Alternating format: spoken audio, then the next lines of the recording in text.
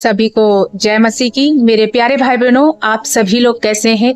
मेरे प्रिय दोस्तों, मैं आशा करती हूँ आप सभी लोग बहुत अच्छे होंगे। आज हम सभी लोग बहुत ज्यादा एक्साइटेड और आनंदित हैं क्योंकि प्रभु ने हमें नए साल से जोड़ दिया है। प्रियो 2026 में हम इंटर कर चुके हैं और आज जनवरी के दूसरे दिन में प्रभु ने सुरक्षित चलाया, इसलिए बहुत ही आनंदित और एक्साइटेड है। प्रियो, हम जैसा कि देख सकते हैं कि हम सब लोग नए साल में इंटर कर चुके हैं, तो इस नए साल में हमें क्या करना है, परमेश्वर हमें हमारे लिए कौन सा वचन रखा है और परमेश्वर की क्या इच्छा है, क्या चाहते हैं। तो सबसे पहले मैं आप सभी के बीच में परमेश्वर का वचन रखना चाहती हूँ और आप सभी को बहुतायत प्रभु की ओर से आशीष देना चाहती हूँ कि ये 2026 आपके लिए आशीष का साल, बहुत ज्यादा इस साल में उन्नति और बरकत में बढ़ते जाएं। परमेश्वर आपको डबल आशीषों से ब्लेस करे। आइए हम सभी लोग वचन से पढ़ेंगे परमेश्वर के।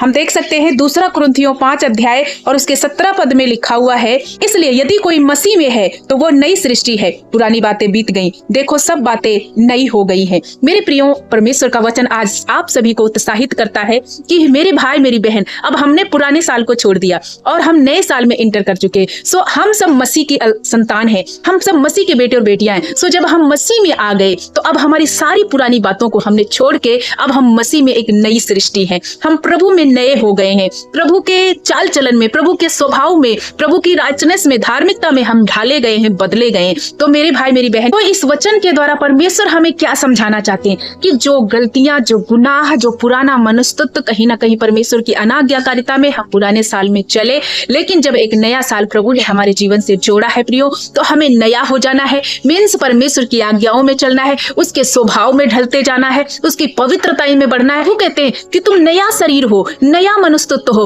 तुम नए बेटे और बेटियां हो, इसलिए अपने पुराने चाल चलन को उतार के फेंक देना है। वो पुराना स्वभाव क्या है? पाप का हो सकता है, व्यभिचार का हो सकता है, गलत गंदे स्वभाव का हो सकता है, किसी से क्रोध करे वो हो सकता है। उन सारी बातों को समाप्त करके संसार की अभिलाषाओं को अपने जीवन से हटा करके खुदा से मेल मिलाप करो, क्योंकि यीशु ने इसी संसार से मेल मिलाप किया और हमारे और आपके पापों को अपने ऊपर ले करके हमें एक नई सृष्टि बना दिया, हमें धार्मिकता में बदल दिया, हम पर ग्रेस किया और सारे पापों का बोझ उसने अपने आप पर ले लिया और हमारा मेल पिता से करा दिया। वही परमेश्वर चाहते हैं कि अब इस तुम संसार के आप सहभागी ना रहो, संसार के जैसे ना बनो, अब तुम्हारा मेल मैंने पिता से कराया, इसलिए पिता पवित्र है तो तुम भी पवित्र बनो। ये साल हमारी उन्नति, बरकत और आशीष का रहे, लेकिन उसके साथ में चेतावनी है, ज्यादा से ज्यादा पवित्रता में चलने का, बहुत ज्यादा परमेश्वर की उपस्थिति में बने रहने का, उसके वचन प्रार्थना में निरंतर बढ़ने का और परमेश्वर की आज्ञाओं में बने रहने का ये साल हो। और यदि आप ऐसा करोगे 100% आप आशीष को प्राप्त करते जाओगे। प्रभु कहता है कि तुम आज्ञाओं में बने रहो, मैं तुम्हें शिरोमणि बनाऊंगा। ये साल आपके बच्चों के लिए, आपके लिए, आपके बिजनेस के लिए आशीष का साल होना चाहती हूँ कि एक बार कि आप मसीह में नई सृष्टि हो। इसलिए नए नए आशीषों को पाने के लिए और प्रभु में नए तरीके से चलने के लिए, मीन्स पवित्रता में बने रहने के लिए बुलाए गए हो। तो